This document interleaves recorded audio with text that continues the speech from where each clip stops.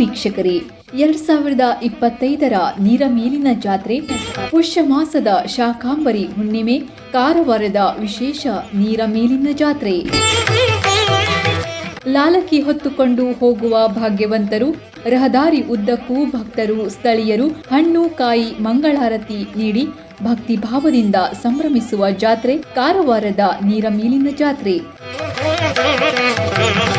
ಶ್ರೀ ನರಸಿಂಹದೇವರ ಉಗಮದ ಇತಿಹಾಸ, ಕುರುಂಗಡದ ವಿಶೇಷತೆ ಹಾಗೂ ಭಕ್ತರ ಭಕ್ತಿಭಾವದ ಸೇವೆ ಈ ಕುರಿತು ವಿಶೇಷ ಸಂಚಿಕೆ ಶೀಘ್ರದಲ್ಲಿ ವೀಕ್ಷಿಸಲಿದ್ದೀರಿ ನಮ್ಮ ಯೂಟ್ಯೂಬ್ ಚಾನೆಲ್ನಲ್ಲಿ.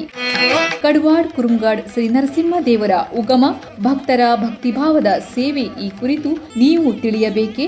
ಹಾಗಾದರೆ ಸಬ್ಸ್ಕ್ರೈಬ್ ಮಾಡಿ ನಮ್ಮ ಚಾನೆಲ್.